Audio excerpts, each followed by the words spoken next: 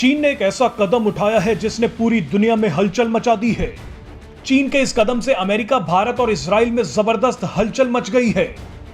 दुनिया में सभी से लड़ने वाले चीन ने अचानक दो कट्टर दुश्मन देशों के बीच दोस्ती करवा दी है। 10 फरवरी को बीजिंग में शिया देश ईरान और सुन्नी देश सऊदी अरब ने हाथ मिला लिए। इस वीडियो में आपको बताएंगे कि चीन ने यह बड़ा कदम क्यों उठाया है और इस कदम का भारत, इजराइल और अमेरिका पर क्या असर पड़ेगा। 3 साल तक चली सीक्रेट मीटिंग्स के बाद चीन ने ईरान और सऊदी अरब के बीच बातचीत शुरू करवा दी। आपको बता दें कि विवादों के चलते पिछले 7 सालों से ईरान और सऊदी अरब के बीच कोई संबंध नहीं है।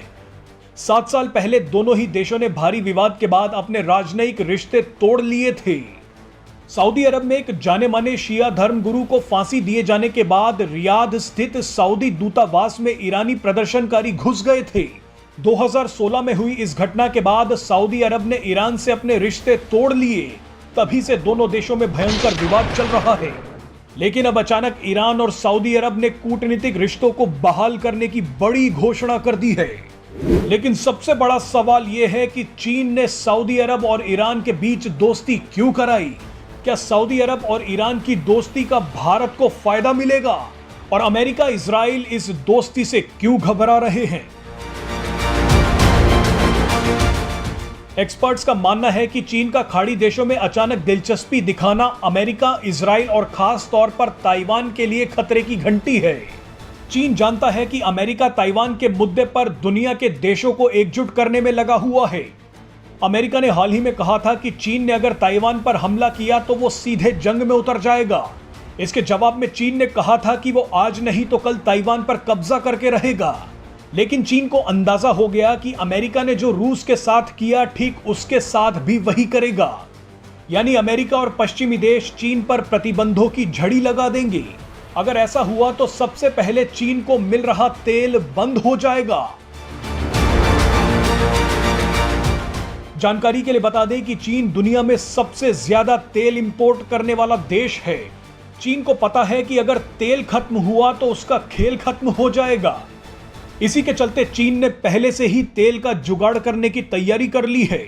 ईरान के पहले से ही चीन के साथ अच्छे संबंध थे, लेकिन हाल ही में अमेरिका और सऊदी अरब के बीच हुआ विवाद भी चीन के लिए फायदेमंद साबित हो रहा है। ईरान और सऊदी अरब की दोस्ती कराकर चीन को कई फायदे मिल रहे हैं। सबसे पहले तो चीन ने मिडिल ईस्ट में अमेरिका के वर्चस्व को कम करना शुरू कर दिया है। चीन को दूसरा फायदा यह है कि अगर उसे दुनिया के सबसे मजबूत शिया और सुन्नी देशों का समर्थन मिल जाता है तो वो उइगर मुसलमानों पर हो रही आलोचनाओं को थोड़ा कम कर सकता है।